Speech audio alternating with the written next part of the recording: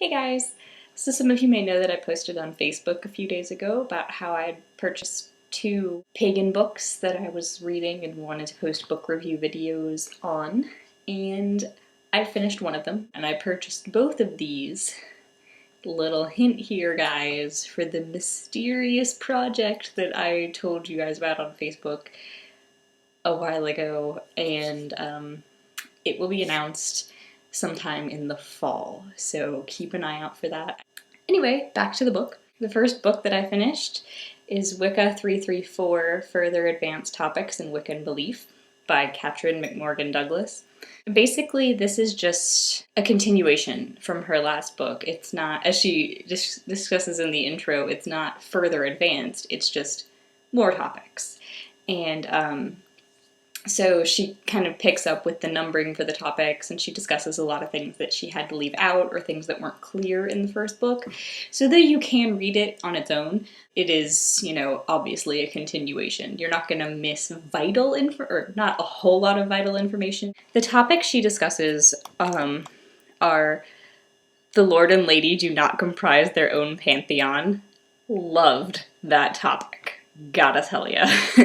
Because there are so many people out there that don't understand that when people talk about the Lord and Lady, they aren't gods in it by themselves. They're just gods without names being given. A lot of this book talks about things that, as well as the first one, but more so this one, talks about things that aren't understood from Wicca, traditional Wicca, and things that solitaries, either because we don't have all the oathbound information or simply because we're only hearing part of the story or kind of not listening to the tradies that are telling us these things, are getting things wrong. And it's just being spread about and people are starting to believe it. She also talks a lot about Gardner's motives and whether or not he did believe that he was, or if he was in fact, reconstructing an older form of witchcraft. She also talked about people who attack Gardner and say, he was just in it for the nudity and the sex and things like that. She also talks about the history of the triple goddess. The next topic is Wiccan names. She talks a lot about their history, why they were originally used, why they're used now, both the good and the bad reasons for that. Topic 15 is We Meet on the Moons? Question mark.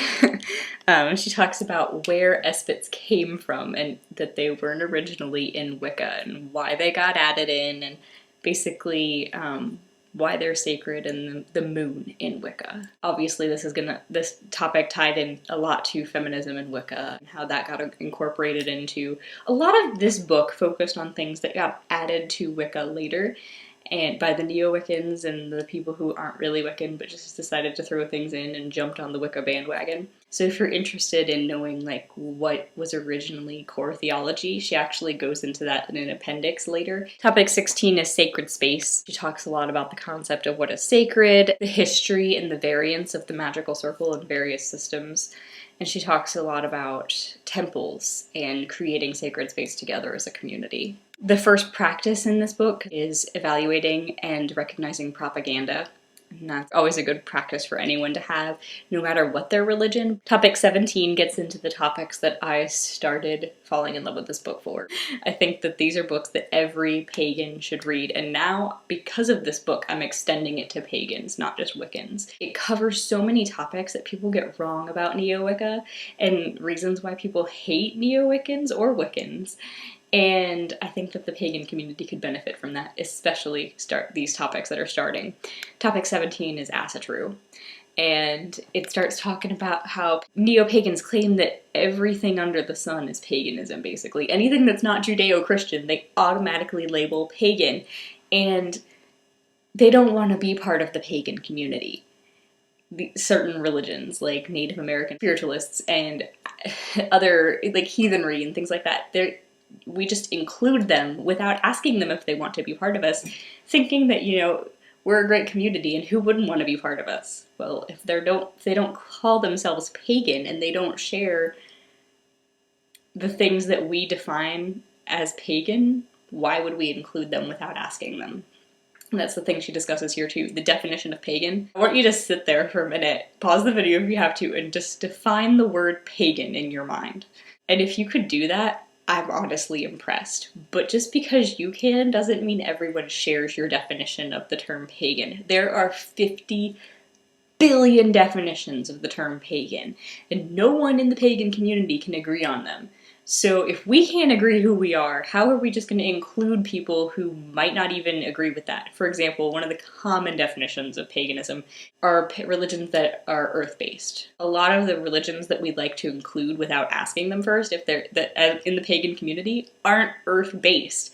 Asatru is not.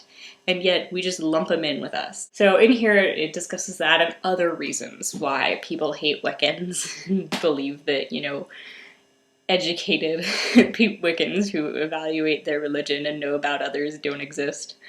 It also talks about common myths that pagans and Wiccans have in regards to Asatru, which is obviously racism. And then obviously she starts defining these paths at least a little bit and provides excellent resources if you wanted to look into them further. She makes it clear that whenever she's defining another path, she has talked to people who walk that path. And she carried that over into the next topic, which is Druids. And in there, she obviously talks about what Druids are and discusses the similarities between Druidry and Wicca. The next topic is Native American spirituality. She talked a lot about dehumanizing practitioners of Native American spirituality and all of the paths that indigenous peoples throughout the world practice. She also talked a lot about the word shaman. She talked a lot about cultural trespass in terms of Native American spirituality, and that's something that we need to learn about too. In addition to being educated about what they do, we need to know when we're overstepping our bounds so that we can have good relationships with the people whose faiths are at least vaguely similar to ours, though not pagan. Topic 20 was karma.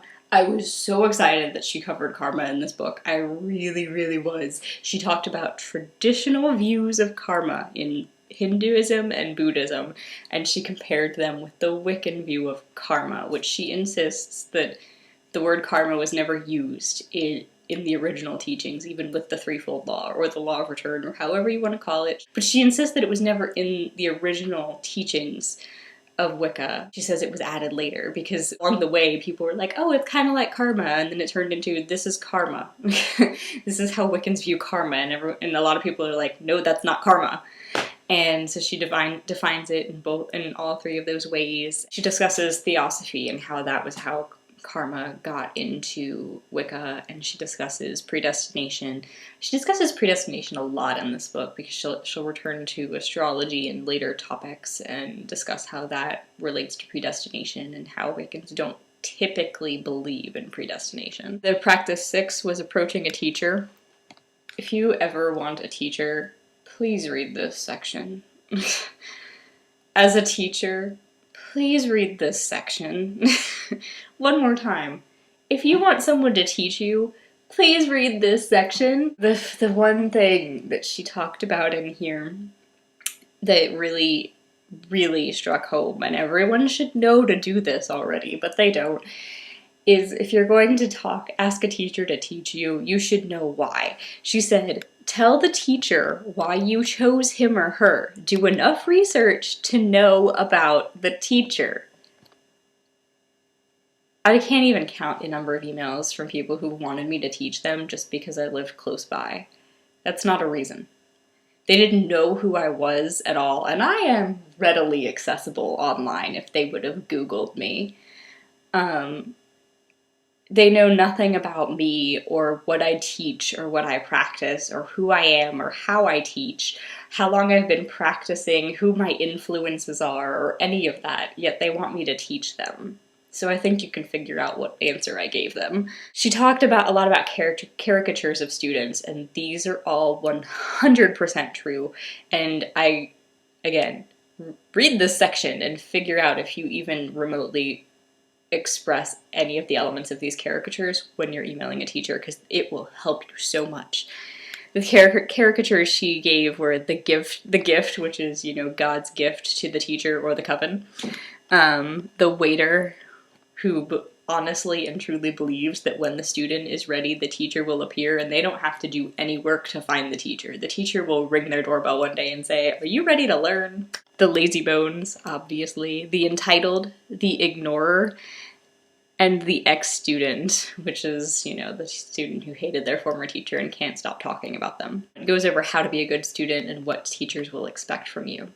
Topic 21 is afterlives. Basically, she talked about the Summerland and how it's an odd concept in Wicca, and she talked a little bit more about reincarnation and predestination and a lot of other topics, ghosts, whatnot. Topic 22 was crystals. She talked about how crystals weren't, you know, originally in Wicca. They got added in by what she calls the universal law of proximity, where you go into a shop and it tells books on paganism, or books on Wicca, pentacles, athames, and crystals, and you say, hey, crystals must be Wiccan. Topic 23 was herbs and herbalism. Talked about basic theories behind herbalism, what holistic healing really is. Topic 24 was the traditional track Wiccan. It was about people who are just out to create their own traditions.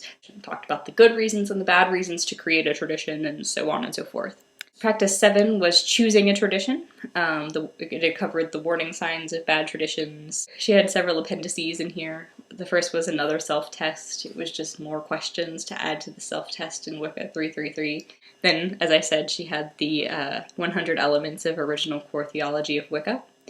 Then she had 10 common logical fallacies, and everyone should read that too, because it's an excellent tool for assessing how your beliefs are contradicting each other, and it may be things that you're not necessarily aware of. Her last appendix was creation myth, ancient and modern, and that was where she talked about calling the Big Bang a myth in Wicca 333 and why she did that, and a lot of definitions were in there as well. So, overall, I still don't know if Wicca 334 was as good in my book as Wicca 333, mainly because though some of the topics were excellent, like karma and Asatru and Native American spirituality and the Druids and things like that, I feel like there were more topics that I felt dearly about in Wicca 333. As an expansion of that, it was very good. I don't know what other topics I would have wanted her to include, honestly, but yeah, but it's still an excellent book. So that's my book review video. I'll talk to you guys later. Bye.